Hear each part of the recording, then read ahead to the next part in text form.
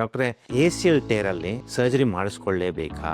So ACL tear ಅಲ್ಲೂ MRI scan ಅಲ್ಲಿ ಕೆಲವಷ್ಟು ಜನಗಳಲ್ಲಿ ಅದು ಸರಿಯಾಗಿ ರಿಪೋರ್ಟ್ ಮಾಡಲ್ಲ. ಅದು ಕರೆಕ್ಟ್ ಆಗಿ ನೋಡಿ ಎಲ್ಲಿ ಟೇರ್ ಇರುತ್ತೋ ಅವ್ರಿಗೆ ಸರ್ಜರಿನೂ ಅವಾಯ್ಡ್ ಮಾಡಬಹುದು. ಯಾಕಂದ್ರೆ ಈಗ ಬರೋ ಟೆಕ್ನಾಲಜೀಸ್ ಅಲ್ಲಿ ಕಳೆದ 1-2 ವರ್ಷದಲ್ಲಿ ಬಹಳ ಅಡ್ವಾನ್ಸ್ಡ್ ಮ್ಯಾನೇಜ್ಮೆಂಟ್ಸ್ ಬರ್ತಾ ಇದೆ. ಅದನ್ನ ಬಯಾಲಜಿಕ್ಸ್ ಅಂತ ಹೇಳ್ತೀವಿ. ಅಂದ್ರೆ ನಿಮ್ ಬಾಡಿಯಿಂದಾನೇ ಒಂದಷ್ಟು ಸ್ಟೆಮ್ ಸೆಲ್ಸ್ ತೆಗೆದು ಫಿಲ್ಟರ್ ಮಾಡಿ ಇಂಜೆಕ್ಟ್ ಮಾಡುವಾಗ ಹೀಲಿಂಗ್ ಕೆಪಾಸಿಟಿ ಇರುತ್ತೆ ಯಂಗ್ ಪೇಷಂಟ್ಸ್ ಅಲ್ಲಿ. ಈ ನಾನ್ ಆಪರೇಟಿವ್ ಮ್ಯಾನೇಜ್ಮೆಂಟ್ಸ್ ಅಲ್ಲಿ success of treatment is up to 90%. Correctly chosen ಪೇಷಂಟ್ಸ್ಗೆ ಈ ತರ ಪೇಷಂಟ್ಸ್ ಒಂದು 10-20% ಇರ್ತಾರೆ.